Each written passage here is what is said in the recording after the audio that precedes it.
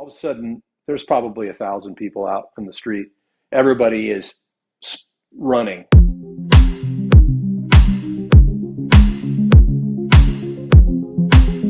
Hello and welcome to the Keyboard Chronicles, a podcast for keyboard players. I'm your host, David Holloway, and I'm thrilled as always to be here with you. Our wonderful co-host, Paul Bindig, is off jetting throughout Southeast Asia. I hope you're doing well, Paul. So with huge gratitude, I'm welcoming back Joe. How are you, Joe? I'm doing great, David. How are you? Good. Yeah, wonderful to be here. And we've got a great guest today, which is Mr. Trevor Nealon from the amazing Band of Heathens. Now, as you'll hear when we get into the interview, I was a heathen in regards to the Band of Heathens, whereas you, Joe, and as you can tell with Joe's attire, is far from a heathen in regards to Band of Heathens. Wow, yeah, that's right. What a band. Like, what an amazing band. It's just, as you know, there's so much brilliant music out there, and Band of Heathens have built up a massive following in the US and all internationally as well. So it was wonderful catching up with Trevor, Joe, wasn't it? Oh, yes. He was a great guest and had a lot of great things to say. Yeah, no, absolutely. So, yeah, we'll let you jump into the interview and then we'll speak to you after the show. Trevor, can't thank you enough for giving up an evening to speak with us. Great to have you on board. Thank you so much, David. It's an honor. So I thought we'd start this episode just talking about what is one of your central gigs. It's far from your only gig, but let's think of it as your main gig, which is Band of Heathens. So we can thank our esteemed co-host Joe here for putting me on to you guys. I'd obviously run across you guys over the years, but hadn't had a really serious listen, which I've obviously done in preparation for the show. And I got to say, you've got one of your newest fans, and I won't be far behind Joe buying a T-shirt. So let's just talk about that. Let's talk about that for a while. But obviously, the obvious question: how did you become part of the band initially? I know you've been with Band of Heathens for more than 10 years. I think it is. I guess it would be even longer. I'm a full-time member. I've been going on about 12 years now. 2010, I think, is when I signed on full-time. But prior to that, and I guess this kind of answers your question, one of the founders of the band, Gordy Quist, he and I went to college together and had several bands throughout college and actually moved to Austin together. When they first started touring, I wasn't an original member, but they didn't have a full-time keyboardist. So I would occasionally hop in for select things, and then things kind of took off quickly for them as far as their popularity, and more opportunities came about. And then for a while, I was juggling two pretty busy touring schedules between two bands. And then around 2009, 2010, it became clear that I was becoming a full-time member. And so yeah, it's been a long, strange trip.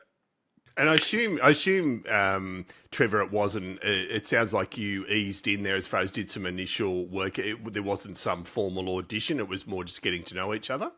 Right. I think it was just kind of falling in, kind of falling together. The way the band started was very much that way too. It was never.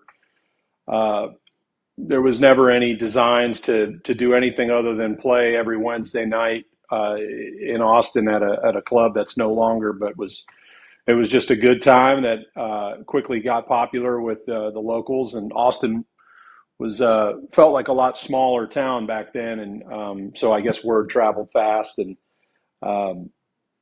I'd say my kind of coming into the fold with the band was very similar to that, where it just was.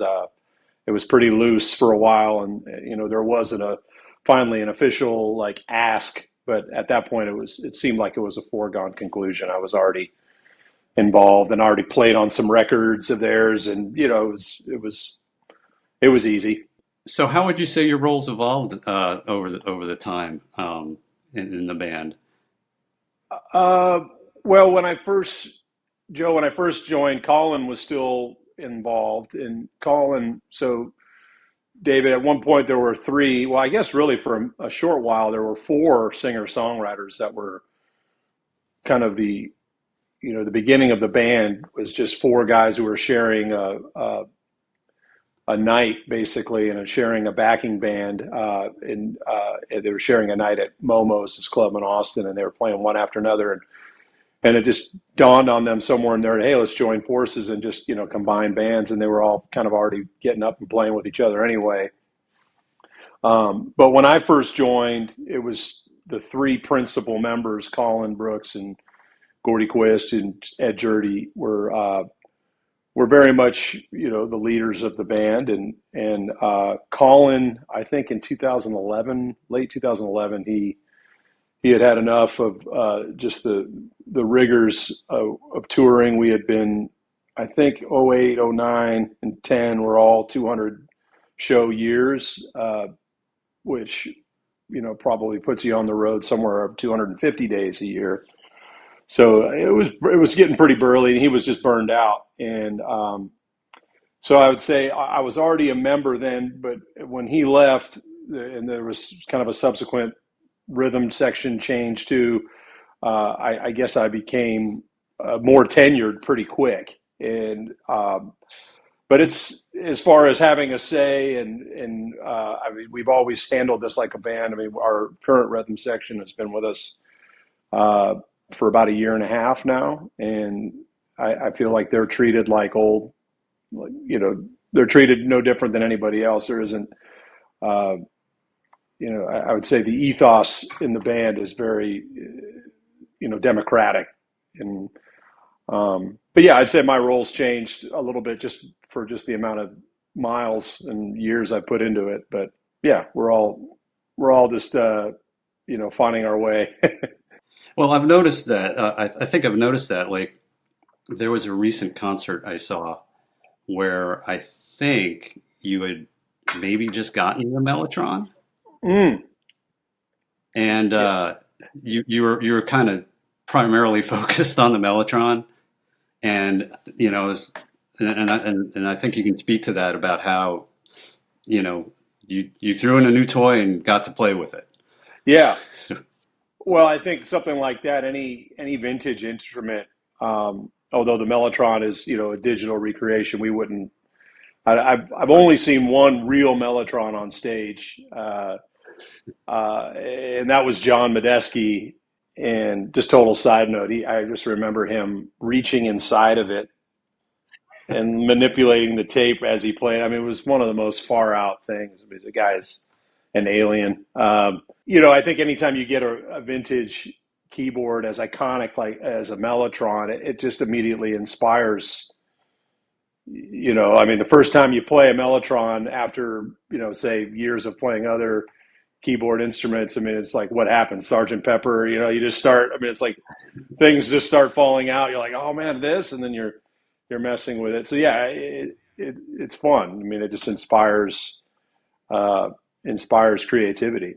Yeah, I noticed the other band members, watching you while like you'd play something, they'd like look back, like, yeah, it's new for them too, And that's an interesting testament to exactly what you're saying, Trevor, about the band being a democracy, because a band of such notoriety as Band of Heathens, successful, huge live presence, to actually allow the leeway for you to basically try out a new keyboard, let alone something as iconic as the Mellotron, that's a real testament to that democracy, isn't it? Yeah, I don't think we've ever been too strict on trying and going for new things in the moment live. I mean, I think based on our evolution being kind of a bar band, good time, thrown together ad hoc kind of thing, really, if anything, over the years, we're trying to tighten the screws down on arrangements, just in the sense of how like we're looking for maximum impact every night, and there's certain things that we like leaving up to chance, but then there's other aspects of the show you want the tension and release thing happening throughout the show, and if you can do that collectively, you're bringing people in, you're getting the audience, you're bringing them on board too that way. And so I think with specific things being played, like there might be a part on any one of our songs that, hey, on the recording I played Hammond or I played, Worley.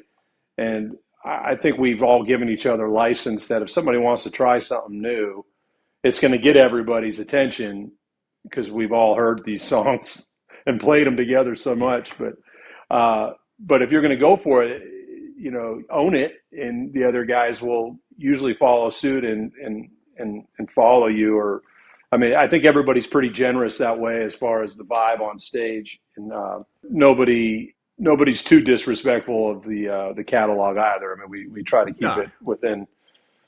Yeah, it's all in the sake of fun. I mean, yeah, no, absolutely, and great point. So Trevor, we might as well talk briefly while we're on this. So, what is your typical stage rig with Band of Heathens? So, I mean, is the Mellotron now a staple part of the rig, or if not, what are your sort of staples when you're touring? Well, I'd say staples would be. First, I've had a Hammond organ, A100 that's been chopped and put in a road case. I've had it on the road with the band. Actually, even a band prior to my full-time involvement with the Heathens. I've had this one specific organ with me for 15 years on the road, and it's a tank. I mean, it's unbelievable how well made those things are. I mean, the case that it's built in is beat to shit, and it's hanging on, but the actual guts of the organ are remarkable. They just, you take the back off every night. I have the back off of it, and I mean, there's literally 1,000 solder points in there, and you just think of all this stuff that could go wrong loading it in and out of a trailer, and it takes a licking and keeps on ticking. It really is amazing. But I would say that's been the longest enduring piece. For many years, I toured with a Whirly 200A and, plopped it on top of the organ. And that was kind of my rig for a while, just to kind of the Ian McLaughlin Faces setup, and then I moved the Whirly over and then put a clav on top of the Hammond and had just Whirly clav and Hammond. I have I guess I have a D6 and an E7, but the D6 isn't as roadworthy as an E7. So I had the E7 out for many years. But of late, I'd say since COVID, since we hit it again, I kind of made up my mind coming back that so many of our recordings, kind of getting back to what I was saying earlier, some of our recordings, we use acoustic piano. And what I was doing live was playing Whirly on all the stuff that had piano. And for all intents and purposes, it's fine. Whirly's rocking. You put it through a 70s deluxe reverb, and it sounds awesome, But I think there was more and more material that called for an acoustic piano. So I've recently switched. I'd say 2-3 years ago, I switched to like a Yamaha CP4 digital piano, and I love Yamaha. Just to love the feel of them. I have my keyboard for stuff around here in Austin that I have the CP300, which I think they started making that thing in 2006 or something. And I bought mine in 2007. And again, it's just a tank. I mean, I throw that thing around, and it's bulletproof. Like it's heavy as shit, but it's an amazing instrument. And I think it's great. It's as a testament to the how well made it is. I think like you can still get a CP300 new. I think they're still selling them new, which is crazy because in the 15 years since it was brand new, Yamaha's probably made 4 or 5 other flagship stage pianos that have been discontinued, but they've kept the CP300 in their quiver, and for good reason. It's just so rugged. But yeah. Anyway, to finish, I have instead of the Mellotron, like the white one, I use at present. I use like a Nord Stage 2, which I believe the parent company of Nord also owns Mellotron, the Swedish company or whatever. And so essentially you're getting all the proprietary sounds via the Nord. Most of them are already loaded when you buy a new Nord. So a lot of the stuff, basically, if the the stage two sits on top of my Hammond, and a lot of the stuff that I have in there is like two or three sounds kind of frapped together, that I, again, kind of hearkening to our records. Like we have a joke within the band that Moog and Mellotron hang out and party together all the time.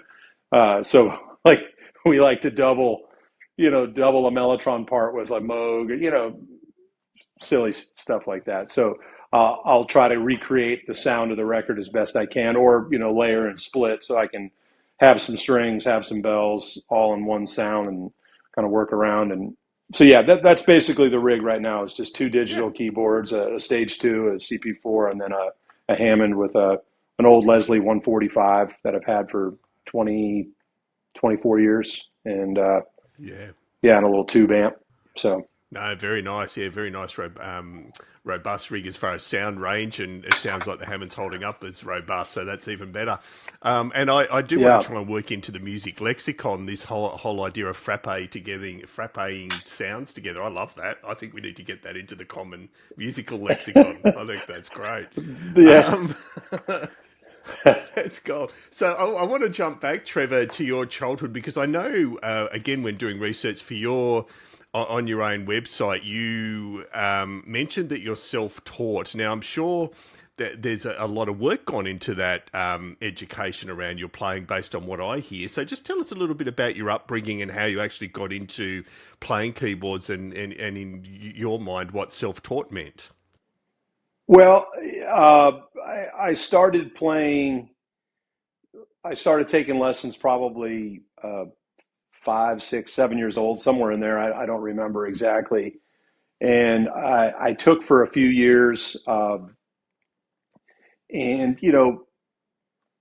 I don't think this is uncommon, but you get to a certain level of proficiency after year one or two of, going to see the little old lady, for piano lessons or whatever, where they start pushing you towards classical music, Beethoven, Brahms, Bach, whatever. And, I lasted about a year of that. I've come kind of full circle on that stuff, and I enjoy it a lot more now. But around the time that stuff was started to be introduced to me, it was when I realized that, I look back now, I realized that I was developing an ear, and I was more interested in sitting along, this is back even probably pre-CD, I had a little tape, cassette player I'd put on top of the piano and press play and press stop and rewind and learn stuff. And I'd show up to lessons every week, and it got to be a drag because I wasn't practicing per se. I wasn't putting the time in on the Beethoven or the Bach, but I was playing a lot. And I think my teacher recognized that and encouraged it and was very gracious about it. And I think she recognized that I had a genuine love for it. And so I just kind of went my own way, probably somewhere 6th, 7th grade. I think there was a few lessons. There was a local jazz teacher who was highly recommended. I took a few lessons with him, Norman Polshock, I remember him. And I actually still have some printouts that he gave me that I've actually looked at now that are like, wow, this actually makes sense to me now. Whereas at the time I had no idea what, it was like a sophisticated lady or some Ellington piece with all kind of broken down. But really junior high and high school for me, were dominated by sports, and music was just an outlet. I didn't play. I played in church, went to a Catholic high school, and they had a student, they encouraged students to be part of the liturgical band. Every Friday we'd have mass, and I think my sophomore year I got pulled into that because my freshman year there was a senior who was really great, and he played along with the choir. And then I don't even really remember how it went down, but it just seemed like I was ushered in, and I don't think I really had to try out for it, and it was kind of my seat for 3 years. That was really formative. Again, sports were dominant. I played, all three sports all throughout high school, and that was a lot of in with school and itself, AP classes and all that. Music was just an outlet, something I did on the side. But the band leader at my school was an amazing musician, or not the band leader, but the guy who ran the liturgical choir was a physics teacher, Bob McKendree, who was like, you couldn't typecast a better physics teacher. He kind of looked like Einstein. He had this crazy hair and these thick glasses and kind of like a, funny walk. But man, when he opened his mouth to sing, or when he sat down at the piano or picked up a guitar, it was absolutely gorgeous. The guy is just a beautiful God's gift musician. He was totally self-taught too. And I used to we'd get together before school on Friday mornings. Mass was usually at 9 a.m. And so I'd go to school about a half hour early, and we'd get together and go through the selections for the day. And I look back at that time now and think about the musical hang time that really amounted to was pretty amazing, because the language he used was not theoretical at all. He would just talk about things. What's the term? Synesthesia. I think I have synesthesia. I don't think it's uncommon, but I knew he did, because he would refer to things using colors and verbs. It was just his whole way of talking about music totally resonated with me.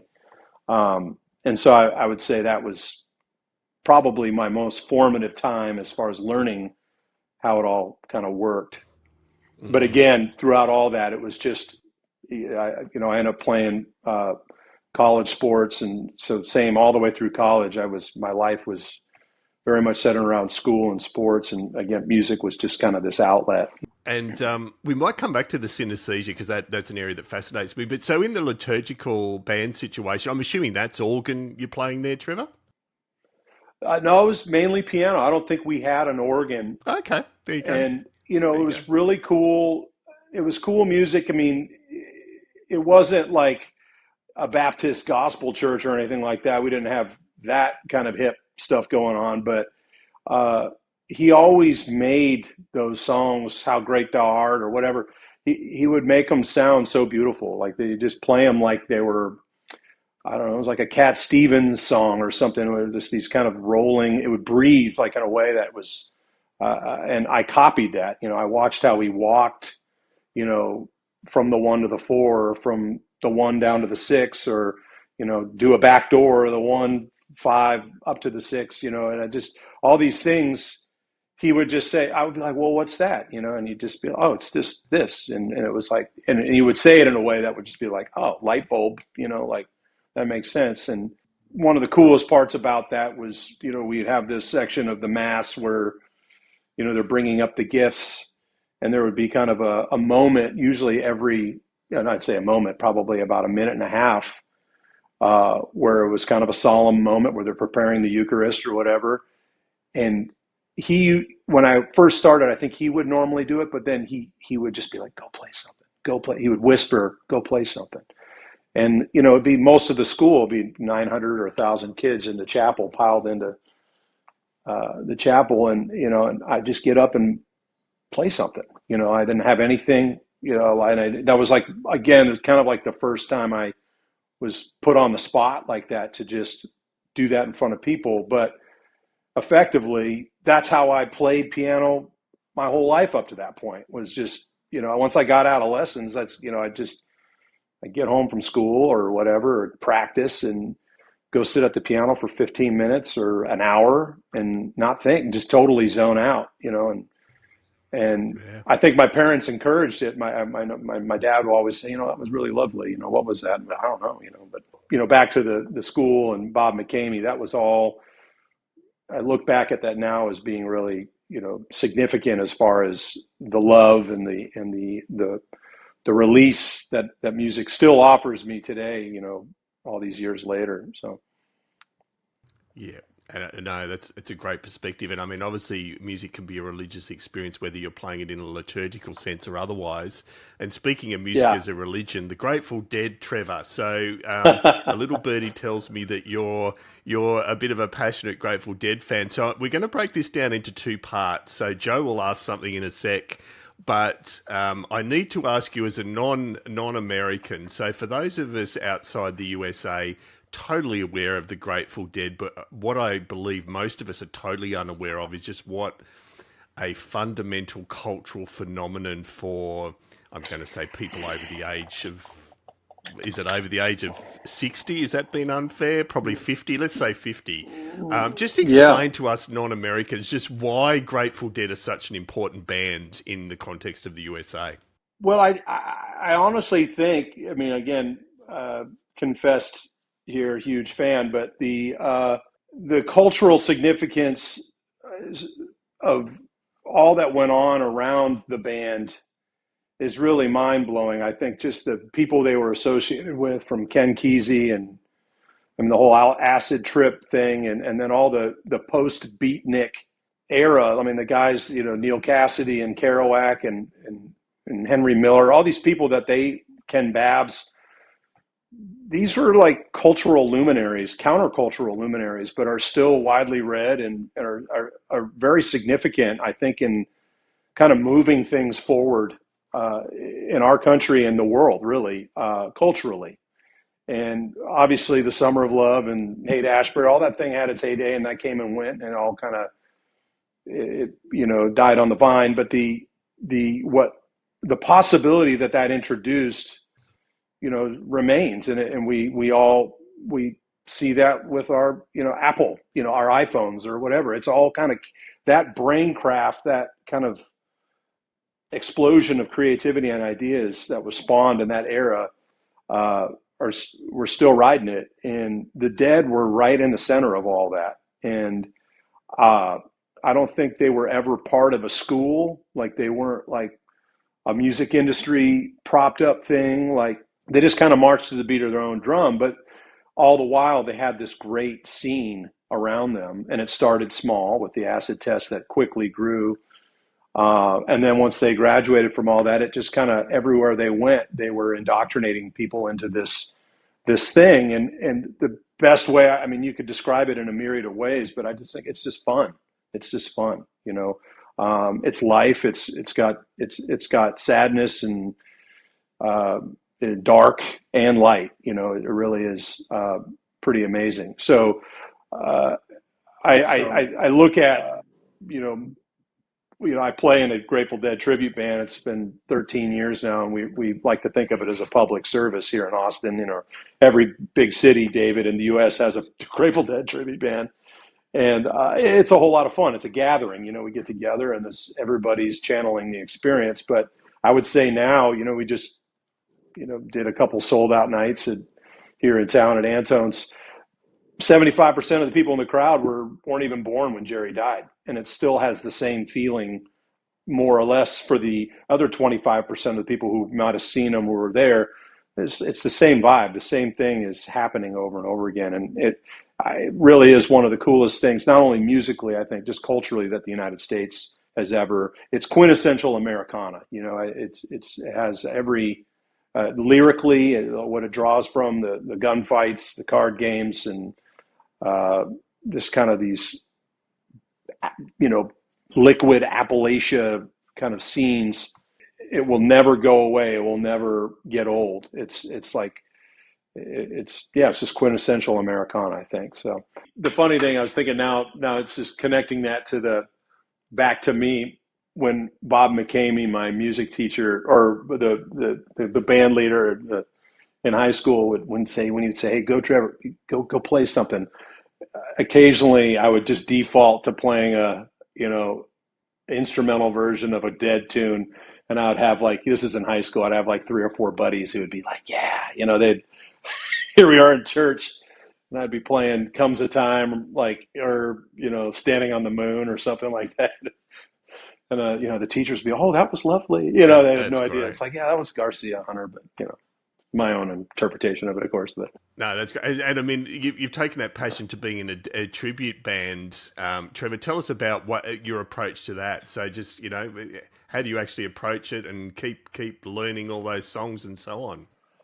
Well, I don't have to learn any of them now. I've known them, I think, for a long time. So I occasionally have to polish a few things, but being a keyboardist in the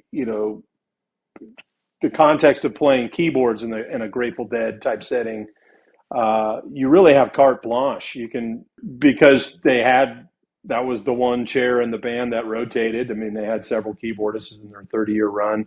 And now the post Jerry years, you have guys that have been doing it forever.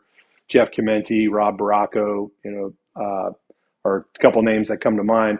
There are plenty of, ways to go about it. But I think really it's all about finding something in the moment. It's all about listening and reacting to what everybody else is doing. It's like Dixieland music, where it works in some weird way, even though everybody's playing on top of each other, but it still has a conversational aspect. And so I don't know what I'm going to play ever when I sit down to play Grateful Dead with the guys I play with, or anybody, and I think a lot of that informs how I play anywhere. If I know that's okay, sometimes I'm hired to do a gig. Somebody wants it exactly like the record, no problem, I can do that. But when they want you to just play, what do you do? You listen, and I think you listen and you react to what somebody else is doing. Oh, I'm going to lay out here. This is a moment where it just got to, let it breathe. Or, hey, the bass player's said something there, I'm going to respond or not, And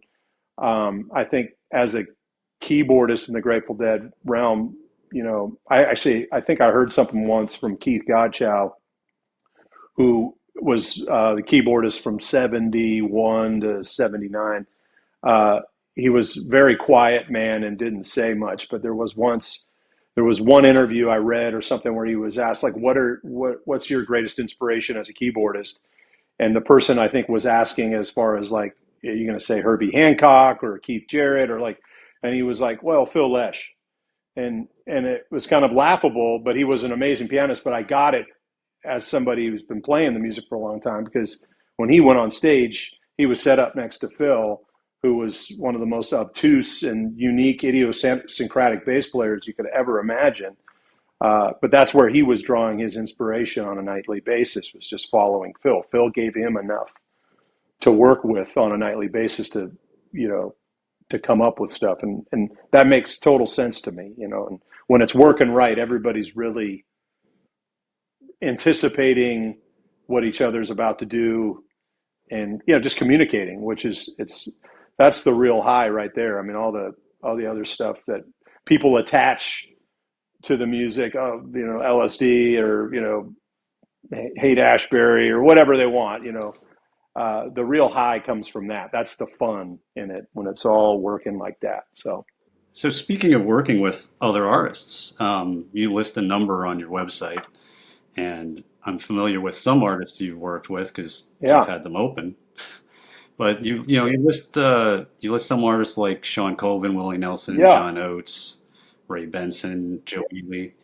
Do you have some memories you can talk about with some of the artists you've worked with at various points? Yeah, I remember them all, because it just blows my mind that I get to do it. I mean, I didn't, the way I kind of fell into doing this, and now at 43 years old, I haven't had another job since 2008. I mean, it's crazy that I'm doing it. And, I have a family, like, this is like, it's getting serious and weird, but, I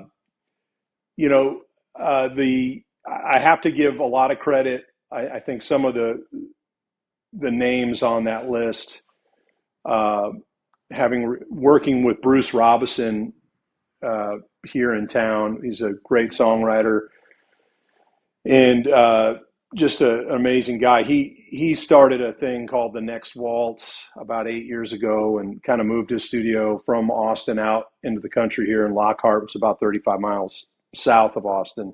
Through his scene, he developed like a YouTube. I still kind of don't ever really know what he called it or how he would describe it, because all I did was just show up, and I was part of the house band, as called them, the Bunker Boys. But through that, we were able to do, I was able to record with Rodney Crowell and Jerry Jeff Walker, and a lot of great names, I guess, in the kind of singer-songwriter realm, Texas singer-songwriter realm specifically.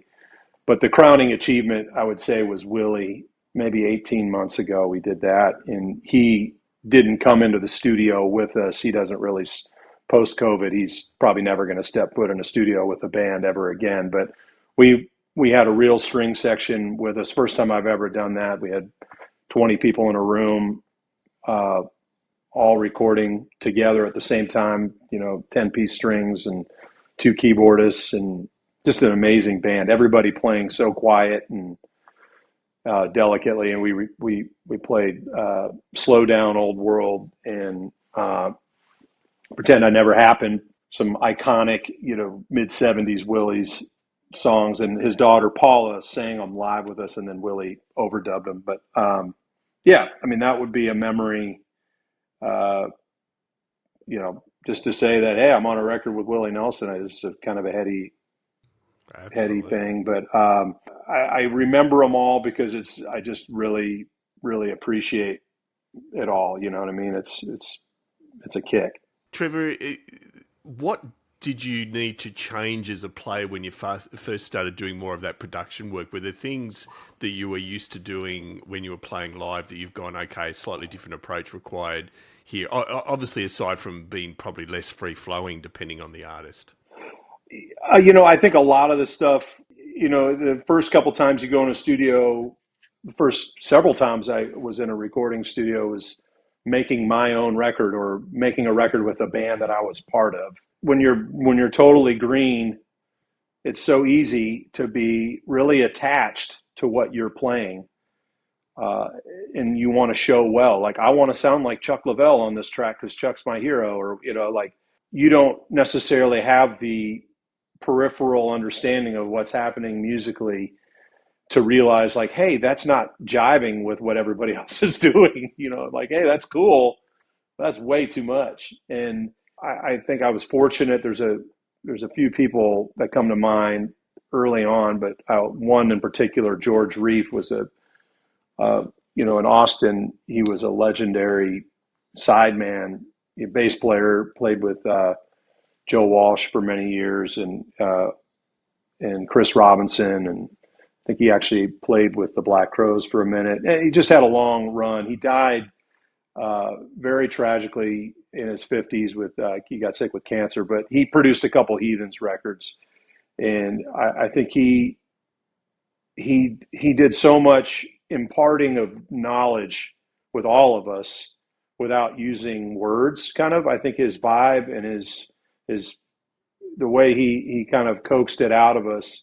I think about him often now because I'd say, in the years that have elapsed since I first worked with him, I don't know, I don't keep count, but I've probably played on 100 records now or some number like that. And the vast majority of those now are things where I go in, I play the most simple stuff. You know what I mean? I ask, what do you need? What are you looking for? What does the artist want? Or what does the producer want?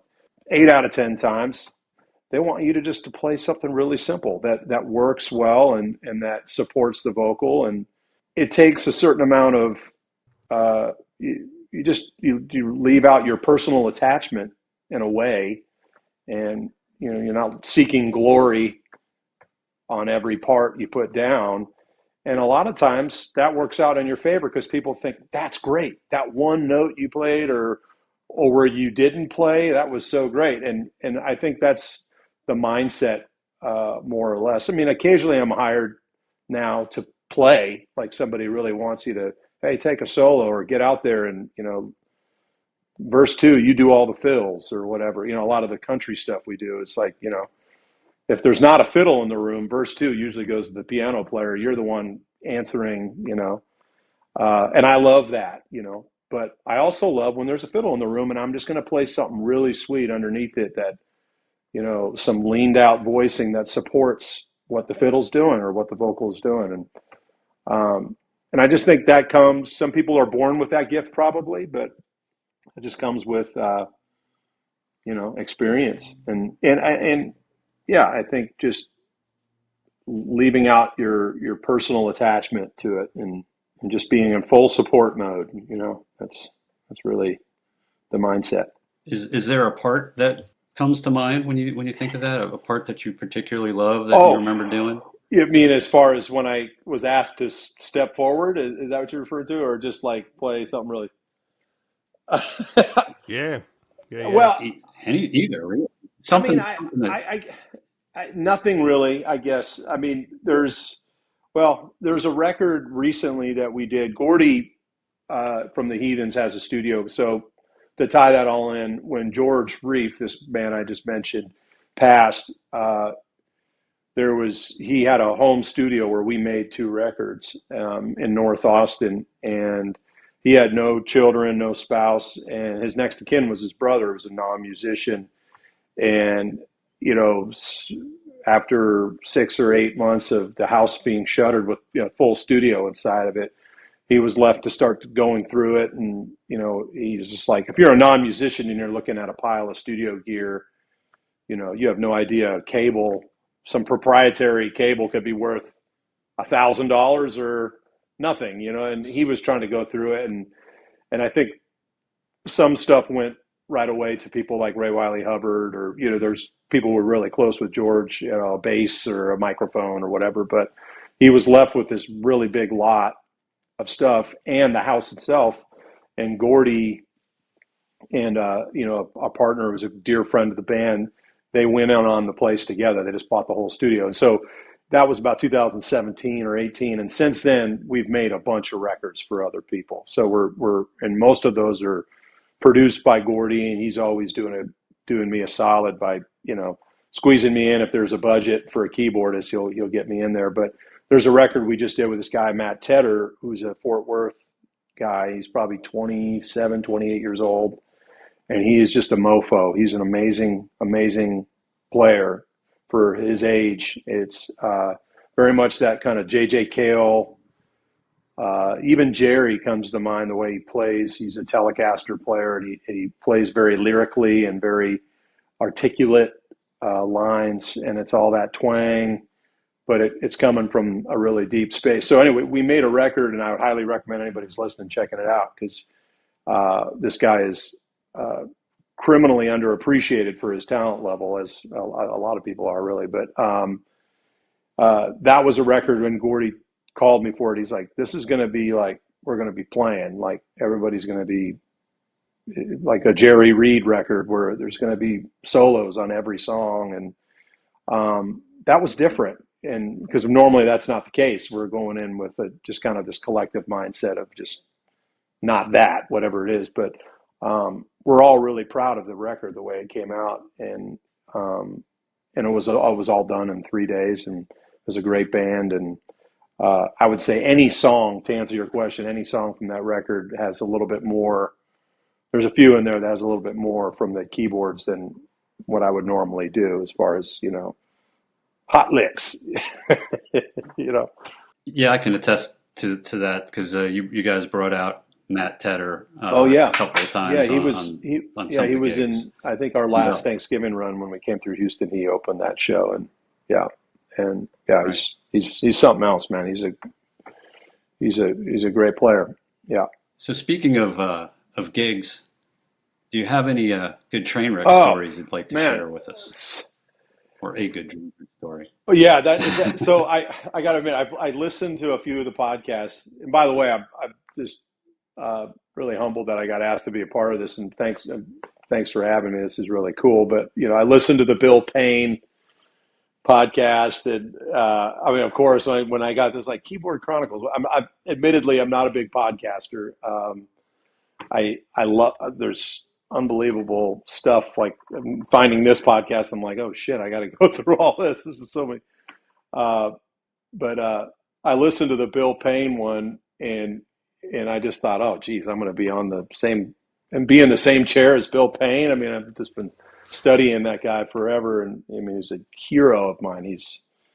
But the the question, I knew that this one was coming, and I have so many train wreck gigs. I played so many train wreck gigs that it's hard to select just one. I mean, let's just put it this way: I've had a keyboard bench break under me twice. Before you know it, like how did I fall to the ground that fast? Like, where it was just like bam, like like just be sitting and just, smack. Like that's not cool. Wow. But I was trying to think of like, well, how would I answer this question? But I will say the one that's the most fresh, and this is actually kind of scary, but it has a happy ending. The Heathens just did a thing in Kentucky somewhere. It was like a small town festival that it was in its like 74th year. So it was kind of a cool deal. And they had this like, this main street where they set up a stage on one end, and on the other end, there's like a little carnival or whatever. And the adjacent building to the stage is where our green room is, and the mayor is coming in and chatting, and the sheriff. I mean, it's a small town, but we were like halfway through our set, and we're about. Well, side note, we're all on in-ears now after 17 years of playing with wedges. I think everybody's ready to just let's try this in-ear thing out, and I was like, no, no, no, but I actually love them now. I'm getting really into them, but. So we're in the midst of what would be one of our bigger jams, if you will, on a show. And we're just looking out, and we have audience mics up so we can kind of hear ambience, but like all of a sudden there's probably 1,000 people out on the street. Everybody is running like, wait, this isn't good. Like people are freaking out. And what happened was some carnival worker who was hammered somehow he got everybody freaked out, but he yelled shooter, active shooter or whatever.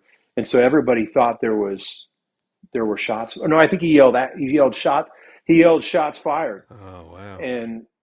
And so we're like, I mean, we didn't react right away because we're playing, but once everybody, I mean, we noticed people were running. We're like, what's going on? And we all run off stage or whatever. And we go back into the screen room, and the mayor comes in, and then about 10 minutes after this thing happened, reports started coming in like, hey, this could have been a false alarm. And sure enough, about 20 minutes after, the sheriff came in, and he just had this like exasperated look on his face, but he's like, yeah, it was a false alarm. I'm so sorry. But I would say that was a potentially disastrous gig, but we went back out and we played. Everybody left. It was going so great. And then, the guy who was the promoter was a really nice man. He's like, would you all mind going out and playing a few more? And I thought it was the right thing to do. Just go calm some nerves and bring everybody back to a kind of a center. And most people had left, but there was, maybe 100 or so people we went out and played another 5 songs for. Not your regular gig. Wow. I can honestly say in sort of 90 plus episodes, that's probably one of the most impressive train wrecks. Yeah, from a very serious viewpoint, that could have ended up really quite bad. Yeah. Yeah. No, thanks for sharing that, Trevor. And we also ask each of our guests you may have heard to tag a keyboard player. So someone that, and you obviously Bill Payne we've already done. So someone that you admire or have always been interested in their keyboard playing career that you'd like to hear more of. So who would you tag in that instance? Well, I mean, I could list all my heroes. I don't know if that's what we're looking for, but I would think if I'm following the question, it's maybe somebody that we don't have a lot of info on that might be good for this podcast or whatever. And given that some thought this afternoon, one name popped into my head is Kevin McKendree. He's one of my all-time heroes. He's Delbert McClinton's longtime band leader, probably joined Delbert's band in 96 or 97, and Delbert's more or less retired now, but Kevin's still kind of his guy, and Kevin's produced and played on all of his records in the last, almost 30 years, and is just one of the best, man. He's a really quiet, humble guy, and he has a home studio just south of Nashville, and he makes awesome records, and I get to see him, once or twice a year. Once we do the Delbert McClinton cruise every year, every January, and I guess it's been 10 years now. So pretty crazy that I've gotten to know him through that, because, in college, when I first met Gordy from the Heathens, we were listening to Delbert, and I just, you all know what it is as keyboardists. You hear something the first time and be like, that the way that guy plays, that's how I hear it. Or there's something that resonates with you right away about the way he's playing. And sure enough, he's a self-taught guy, and Chuck Leavell is probably his hero. And I would say for me, as far as keyboardists go, Chuck was my first real keyboardist, keyboard hero probably.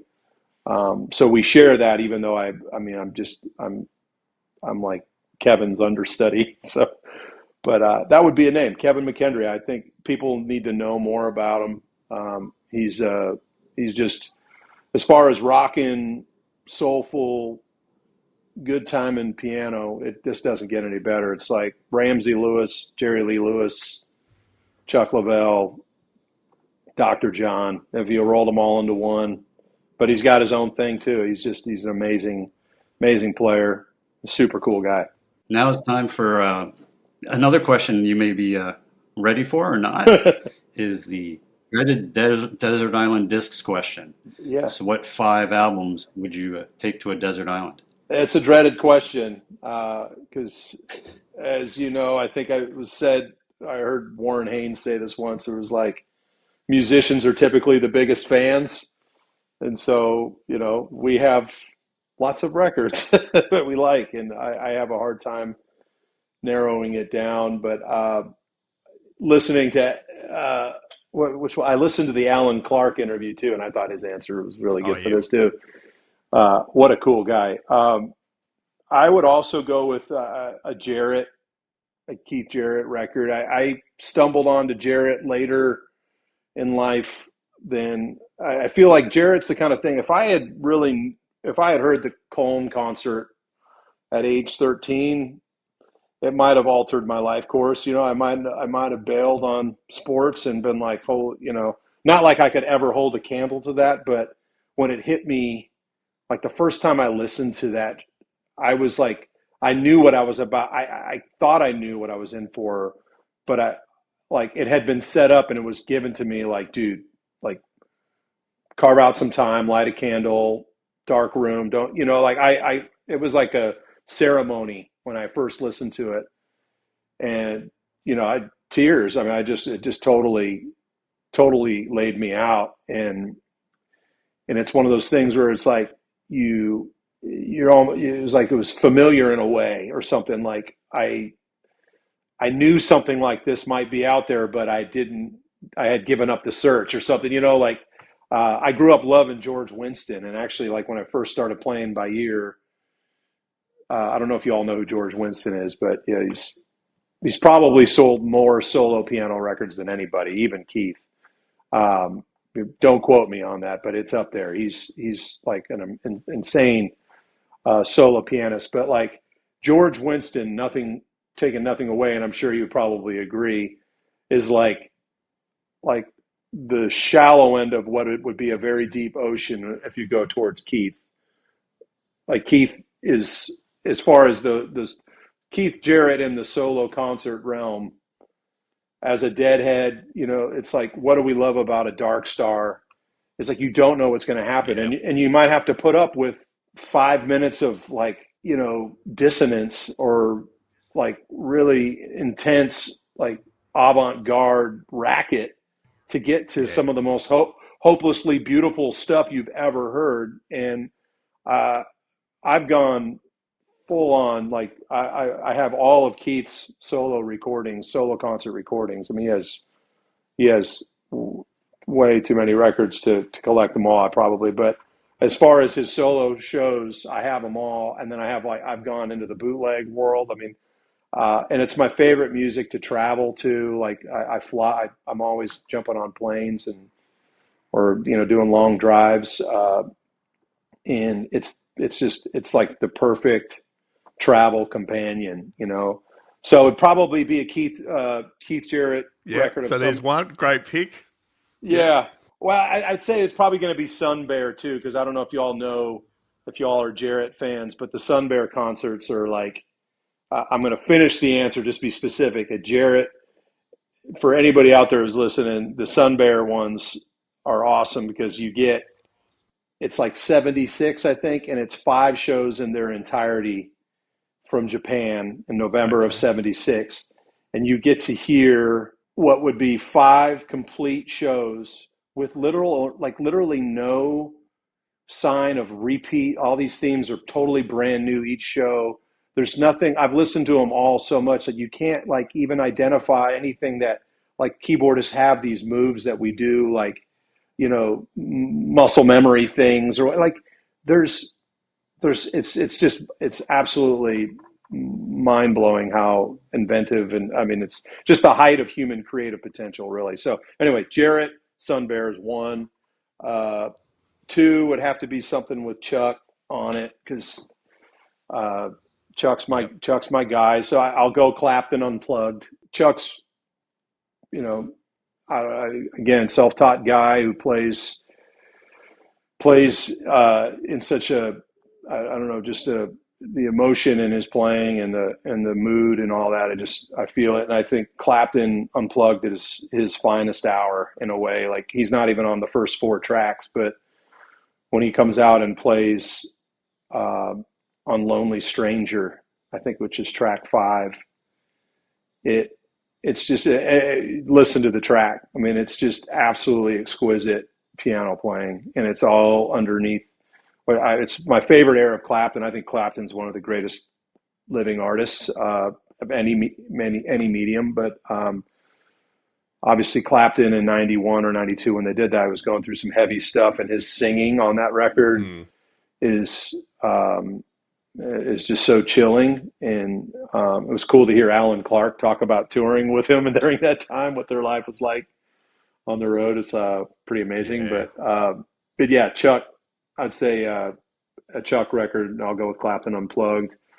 So then 3 would be needed Jerry Garcia. Jerry's probably my North Star and all things music. It would be something live, just because I think that's where the magic was with him. The moment, the master of the moment, as a lot of people say. But the Jerry Garcia Band live 2-disc release, I think it's just called Live, from I think 90. It was all shows from 1990 at the Warfield in San Francisco. And it's like 2 different weekends that they made into a record. But the selection, the music on that record is one of the first CDs I ever owned. And I don't know if you all have the same connection, but like the first 20 or so records that I own, like those are just bored into, you'll never forget them. Now we live in this era where we're inundated. Like, you can listen to anything on Spotify at any time, and it's like great, but I just kind of chew it up and spit it out. Whereas like some of the records that you have when you're real young or are bored, they stick with you. And that would be one. I think it's probably the second or third CD I owned. And Melvin Seals, the Hammond organ player on that, is just out of this world. Kind of the Billy Preston style of organ. He's just a insane talent. So there's 3. I would say I probably need a Beatles record, just for if I was on a desert island, just to bring you back to center. Although I didn't grow up a huge Beatles fan, I've fully indoctrinated now with all the people I've been around. But maybe Abbey Road, it's probably my favorite. And then, going back to the stuff you listen to as a kid that stays with you, I'd probably pick, I think of like the family road trips we did, where you had like the little 20 cassette little folder, like with cassettes in it. Like I can tell you every one that was in there. We'd drive, 5-hour drives to wherever, Central Oregon or whatever. But probably Crosby, Stills, Nash and Young, or James Taylor, one of those. But I'll go Crosby, Stills, Nash and Young. So far, that greatest hits that they put out, with Joni Mitchell's painting of them on the cover.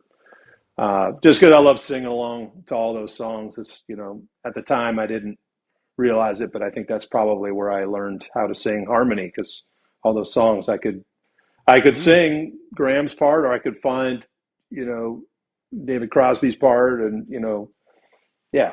And I still hear my parents singing along too. That's their jam. So. We got to 5 there, didn't we, Trevor? That was the 5. Yeah, great picks. And never feel ashamed of being late to Keith Jarrett. I need to be ashamed. I've only sort of really started listening to Keith seriously in the last 12 months. Okay. and now own the Colin concerts on vinyl and so on. So I get Yeah, it. it's deep, It's man. It's amazing. deep. Yeah. So we're on to our final question, Trevor, which is a 10-parter, which was what we call our quick-fire 10. So Joe and I will tag team just very short and sharp answers to each of these. So the first one being, first keyboard you ever owned. An Alesis QS6, followed shortly by a Fender Rhodes Mark. What was it? A Mark One Stage 73 key Rhodes. Yeah.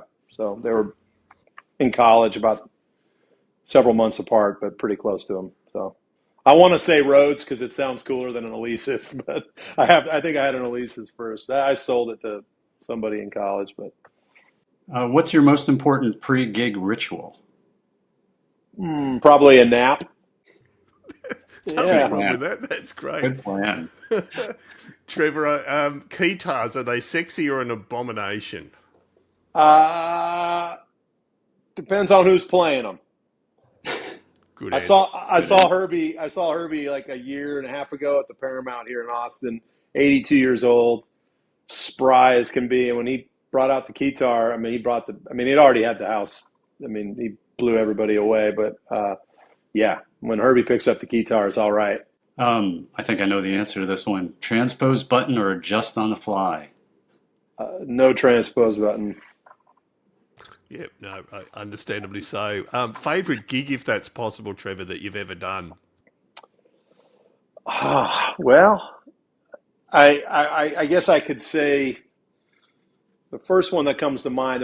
It's not one, but I've been lucky in the last, I'd say, 8 years. I've been part of the house band for this Texas Songwriter Hall of Fame gala that they do once a year, and they induct 4 people every year. And I was lucky to be pulled into it as a keyboardist, and it's allowed me to play with amazing, amazing people, just playing the music of, say, Buddy Holly or, you know, I don't know. There's been some pretty heady moments on stage at that thing. So one time I actually got to meet Willie and shake his hand was at one of those things. So that would be my answer. Um, now, when I asked Billy Payne this, he gave the correct answer, but I don't expect you to give the same answer. What's the favorite city you've ever played?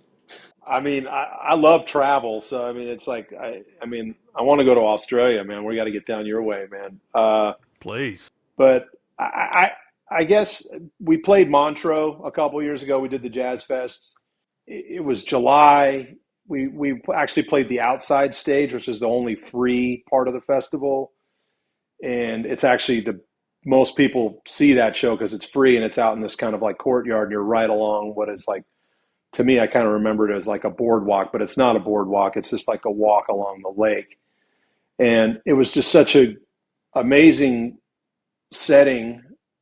Beautiful. I mean, you couldn't, the weather was absolutely perfect. It was just this gorgeous night on the lake, the mountains. You're in Montreux, uh, just this totally cosmopolitan international scene, people from all over the world, the most just beautiful women everywhere, but this like just air about it that wasn't like overly fancy and or like ostentatious in any way. It was just like, I mean, there's some real money obviously in Montreux, but I feel like there it's more sophisticated and you don't necessarily show it, and it was just, I couldn't believe it was everything I had imagined it to be. And then the show we played was great, and it ended, and then we were invited by the stage manager to an after party that was on the lake in some villa. It looked like a scene out of like a Bond movie. I was waiting for one of these guys to roll in. I mean, it's like this really high end party, like really classy. And I met Monty Alexander like right when I walked in. I couldn't believe it. I have like probably 15 Monty Alexander records. I started talking to him, and I wasn't fanboying him, but he was just like, he couldn't believe I knew some of those records. I'm like, dude, you're Monty Alexander. And then Quincy Jones came in, and we got to hang with Quincy Jones, and it was anyway. That was a pretty amazing night. So I'll go with that one. It sounds like it. Yeah. Yeah, And sort of related to that, then, Trevor, speaking of some great names, name an artist you've not worked with that you'd like to work with. that's a good. Well, I think like I'll go with a singer. So I'll try to narrow it down for me. Rachel Price from Lake Street Dive. I just think Right. she's a cut above the rest as far as her talent and carriage on stage is just it's unbelievable talent, unbelievable. And I met her. We did Newport a couple years ago, and we shared. She was backstage and catering, and we just kind of said hello. And she's so sweet and all that. And I just know from how watching her and listening to her sing that she would probably be a real joy to work with. So What's your favorite music documentary or movie? that's a good question too. I'm going to go with Grateful Dead the movie.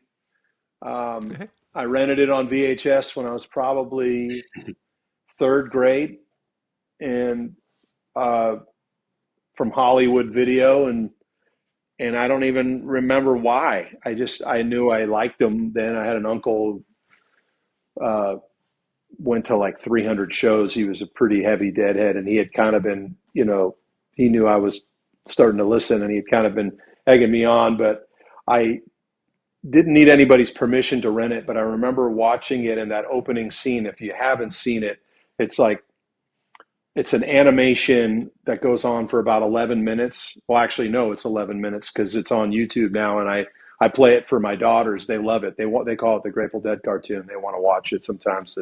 It's like their gimmick if they want to have some showtime and they can't think of anything else because they know I'll cave and I'll let them. Okay, we can watch the Grateful Dead animation, but it spools. The animation at the time was 1976 or whenever Jerry was really involved in the making of this opening segment. The budget for just that segment at the time almost cratered the whole film because it just went way over budget. But it's really cool even now. But it kind of spirals into the opening scene at Winterland, U.S. Blues, which is one of their iconic tunes, and it's a packed house at Winterland, and there's rose petals all over the stage and a flag on the grand piano, and there's kids and women dancing around the band, and you have the wall of sound, and it's this like Dionysian scene, this revelry. And as a little kid, I saw it, and it just is like, knowing nothing about Haight-Ashbury or LSD or the Merry Pranksters or any of that, just is like, I want to get into that. That seems so fun. I mean, the music and then just everybody's just Donna Jean and Jerry are just beautiful. It's just awesome. So yeah, that's one of the greatest rock and roll Good films pick. ever. Yeah, no, Hard to leave out and the last waltz, but anyway. Yeah. Oh yeah, well that's a valid point too. Yep.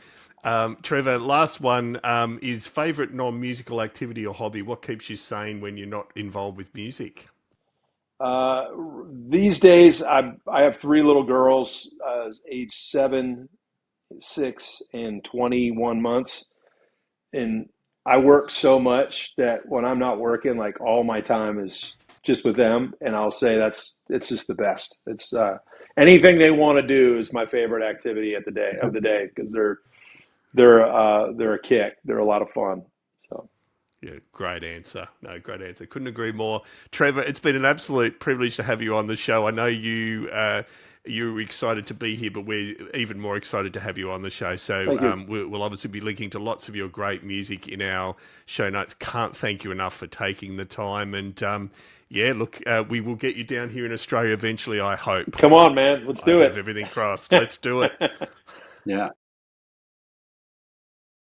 And there it was, Joe. Great talking to Trevor. And as I said during the interview, I've got you to thank for putting me on to Trevor. So it was just brilliant catching up with him. Any particular take-home messages you took out of that interview? I think it's just interesting to hear how his band works and how he approaches it, and just what a guy he is.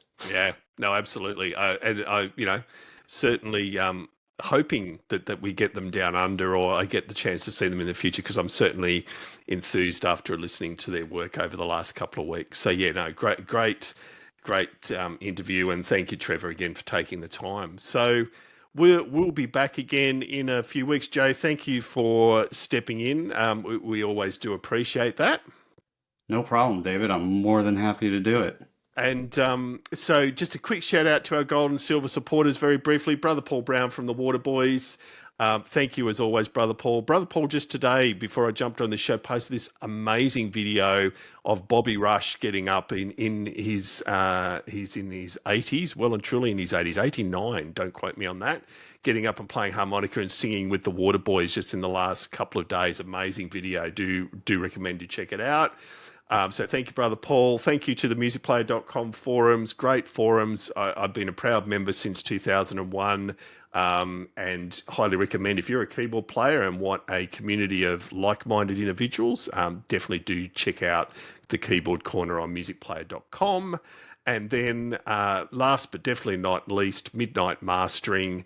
If you are creating your own work and want a nice independent set of ears to go over your creation, I could not recommend Mike at Midnight Mastering enough, and proudly use him for all my own non-award winning work. So there's an endorsement. But the non-award winning's got nothing to do with Mike and everything to do with my composition and playing skills. So yeah, look, lovely to have you all here. As always, if you'd like to keep in touch, please drop us a line either on editor@keyboardchronicles.com. We are on Facebook and Twitter and Instagram and even TikTok and Facebook threads under the Keyboard Chronicles. You can find us there. And do consider, if you are enjoying the show, for a price of a coffee a month, you could help us keep afloat financially. If you look for the Keyboard Chronicles on Patreon, so patreon.com/Keyboard Chronicles, that is of enormous benefit as well. You do get early access to content. So this very episode, our Patreon subscribers will be getting a little bit earlier than everyone else. Please do consider doing that. Joe, thank you again, sir, and thank you out there for listening, and we'll be back very soon.